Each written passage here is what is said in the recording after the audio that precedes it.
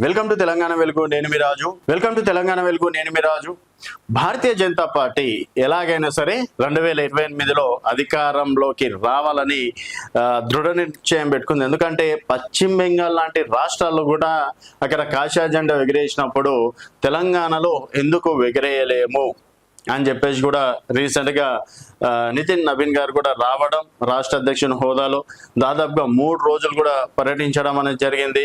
రంగారెడ్డి ఇక్కడ Bharatiya Janata party office opening కావచ్చు, తర్వాత ముఖ్య కార్యకర్తలతోటి సమావేశం ఏర్పడడం కావచ్చు, తర్వాత ఇక్కడ భారతీయ జనతా పార్టీలో ఏం జరుగుతుందన్న విషయాలు కూడా వాళ్ళకి క్షుణ్ణంగా అడిగి తెలుసుకున్నారు.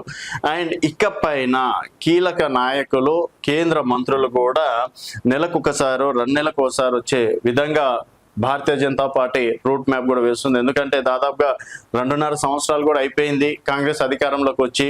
అండ్ 6 గ్యారంటీలు కావచ్చు, 420 హామీల పైన కూడా ఫైట్ చేయాలి.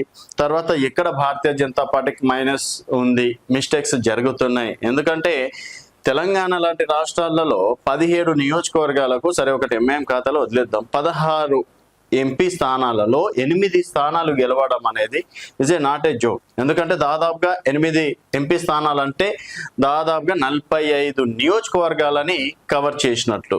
మరి 45 నియోజకవర్గాలు ఎంపీ పరిధిలో ఉన్నటువంటి స్థానాలలో అసెంబ్లీ స్థానాలు గెలిచినా కూడా దాదాపుగా కింగ్ మేకర్ ఈ భారతీయ జనతా పార్టీ ఉంటుంది. ఆ టైంలో 40 స్థానాలు గెలుస్తుందంటే ఆటోమేటిక్ 60 స్థానాలకు దగ్గరికి రావడానికి పెద్ద ఫరక్ కూడా ఏం పడదు. సో ఎందుకు మరి 8 స్థానాలు, 5 స్థానాలు, డబుల్ డిజిట్ కూడా దాటనటువంటి పరిస్థితిలో భారతీయ జనతా పార్టీ ఉంది? భారతీయ జనతా పార్టీ కదా అసలు అప్పట్లో బీజేపీకి 2 స్థానాలు, ఎంపీ స్థానాలు గెలిచిందంటే ఒకటి తెలంగాణ నుంచి. అలాంటి తెలంగాణలో ఎందుకు భారతీయ జనతా పార్టీ వెనుకబడిపోతుంది అన్న దానిపైన రీసెంట్గా అంటే ప్రముఖులు కూడా ఈరోజు మళ్ళీ జేపీ నడ్డా గారు, మాజీ జాతీయ అధ్యక్షులు, ప్రస్తుతం వైద్య ఆరోగ్య శాఖ మంత్రులు జేపీ నడ్డా గారు కూడా ఈరోజు రాష్ట్రానికి విచ్చేస్తున్నారు. తర్వాత మళ్ళీ అమిత్ షా గారు కావచ్చు, తర్వాత రీసెంట్గా 2 నెలల కిందట ప్రధాని నరేంద్ర మోదీ గారు కూడా రావడం, నరేంద్ర మోదీ గారు తర్వాత నితీష్ నవీన్ గారు జాతీయ అధ్యక్షులు, తర్వాత ఈరోజు జేపీ నడ్డా గారు. ఈ విధంగా కేంద్ర మంత్రుల పర్యటన మాత్రం నిరంతరం కొనసాగుతుంది. ఇక్కడ సీనియర్లు, జూనియర్లు, మేము పాతోలం, మేము కొత్తోలం అని చెప్పేసి ఎవ్వరు కూడా గ్రూప్ రాజకీయాలు పెట్టడానికి వీల్లేదు. గ్రూప్ రాజకీయాలు ఎవరన్నా ప్రోత్సహిస్తే మాత్రం డెఫినెట్గా వారిపైన కూడా యాక్షన్ తీసుకుంటాం. వాళ్ళు సీనియర్ల ఎప్పటి నుంచి ఉన్నారు అవన్నీ కూడా పక్కన పెడతాం. డెఫినెట్గా ఇక్కడ రాష్ట్రంలో మాత్రం భారతీయ జనతా పార్టీ ఎగరడమే లక్ష్యంగా బీజేపీ అడుగులు వేస్తుందని చెప్పేసి కూడా చెప్పుకోవచ్చు. మరి కేంద్ర మంత్రుల పర్యటనతోటి రాష్ట్రంలో పార్టీ బలపడే అవకాశాలు ఎంతవరకు ఉన్నాయి?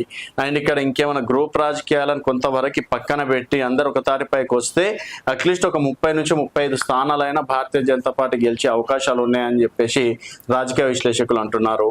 అండ్ ఇక్కడ బీఆర్ఎస్ ఏమో గట్టి పోటీని వస్తుంది ప్రతిపక్షంలో, రోజువారీ కార్యక్రమాలు కావచ్చు. కాంగ్రెస్ మళ్ళీ 2034 వరకు మేమే అధికారంలోకి ఉంటామని చెప్పేసి రేవంత్ రెడ్డి గారు చాలా కాన్ఫిడెన్స్ గా చెప్తున్నారు. తర్వాత ఇక్కడ ప్రాంతీయ పార్టీ లేదు అని చెప్పేసి నిన్న మొన్నటి వరకు అనుకున్నటువంటి తరుణంలో టీఆర్ఎస్ పార్టీ తోటి కవిత గారు కూడా రాజకీయాల్లో యాక్టివ్ పాలిటిక్స్ చేస్తున్నారు, బావి బాట అని చెప్పేసి. తర్వాత రీసెంట్ గా ఉప్పల్ భగాయత్ కావచ్చు. సో మొత్తానికి కవిత గారు కూడా యాక్టివ్ అవుతున్నారు. సో మరి ఇక్కడ Bharatiya Janata party ground work కావచ్చు, జాతీయ నాయకులు రాకపోకలతోటి ఎంతవరకు బలపడుతుంది, ఎంతవరకు గ్రూప్ రాజకీయాలు తగ్గిస్తారు, ఎంతవరకు గ్రామ స్థాయిలో పార్టీని తీసుకెళ్తారు, ఎంతవరకు కమిటీలు కావచ్చు మెంబర్షిప్ని యాక్టివ్ చేస్తారు, ఎంతవరకు ఆర్ఎస్ఎస్, ఏబీవీపీ, విహెచ్పి లాంటి జాతీయ సంఘాలని వారి యొక్క అవసరాలు కావచ్చు, తర్వాత వాళ్ళతోటి ఎంతవరకు పని చేస్తారు అన్నది రేపటి నాడున చూడాల్సిన విషయం. అండ్ కేంద్ర మంత్రుల రాకతోటి భారతీయ జనతా పార్టీ బలపడే అవకాశాలు ఎంతవరకు ఉన్నాయి అనేది మీ అభిప్రాయాలు కింద కామెంట్ రూపంలో తెలియజేయండి. చూస్తూనే ఉండండి తెలంగాణ వెలుగు.